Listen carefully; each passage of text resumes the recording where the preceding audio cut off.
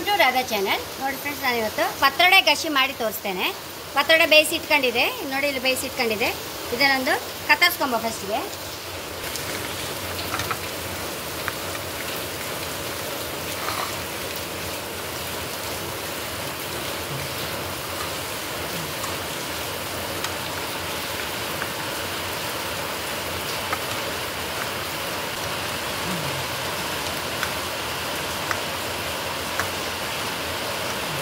ಈಗ ಇದಕ್ಕೊಂದು ಮಸಾಲೆ ಹುರ್ಕೊಂಬ ಫ್ರೆಂಡ್ಸ್. ಒಂದು ಚಮಚ ಎಣ್ಣೆ ಹಾಕೊಂಬ ಫ್ರೆಂಡ್ಸ್. ಮೆಣಸು ಮತ್ತು ಬೇವನ್ನೆಲ್ಲ ಹಾಕಂತ ಇದೆ. ಇದಕ್ಕೆಲ್ಲ ಹೆಚ್ಚು ಖಾರ ಎಲ್ಲ ಬೇಡ ಫ್ರೆಂಡ್ಸ್, ಯಾಕಂದರೆ ನಾವು ಪತ್ರೊಡೆಲೆಲ್ಲ ಕಟ್ಟಿಗೆ ಇರುತ್ತಲ್ಲ ಅದೆಲ್ಲ.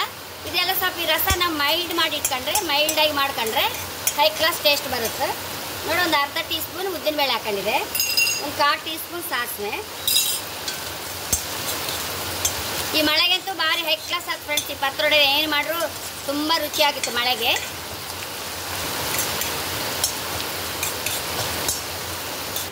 ಒಂದು ಟೇಬಲ್ ಚಮಚ ಕೊತ್ತಂಬರಿ, ಒಂದು ಅರ್ಧ ಟೀ ಸ್ಪೂನ್ ಅಥವಾ 1/4 ಟೀ ಸ್ಪೂನ್ ಹಾಕಷ್ಟು ಜೀರಿಗೆ. ಇದು ಹಾಕಿದ ಮೇಲೆ ಏನು ಹೆಚ್ಚು ಉರಿದು ಬೇಡ. ಇದಕ್ಕೆ ಕಾಯಿ ತುರಿದದ್ದು ಹಾಕಂತ ಇದ್ದೆ. ಒಂಚೂರು ಫ್ರೈ ಮಾಡ್ಕೊಂಬ.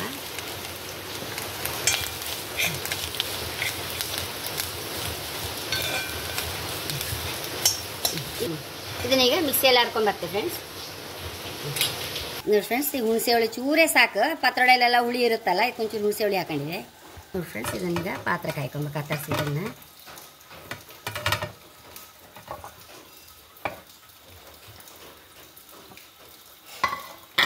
ಮಸಾಲೆ ಇದಕ್ಕೆ ಹಾಕೊಂಡ್ಬಿಡುವ.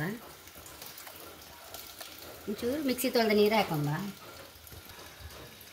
ಫ್ರೆಂಡ್ಸ್. ಈ ರಸಕ್ಕೆ ತಕ್ಕ ಬೆಲ್ಲ, ಈ ಮಿಕ್ಸಿ ತೊಳೆದ ನೀರು ಹಾಕೊಂಡ್ಬಿಡು ಇದಕ್ಕೆ. ಈ ರಸಕ್ಕೆ ತಕ್ಕ ಉಪ್ಪು ಹಾಕೊಂಡು ಇದನ್ನು ಒಲೆ ಮೇಲೆ ಇಟ್ಕೊಂಬ ಫ್ರೆಂಡ್ಸ್.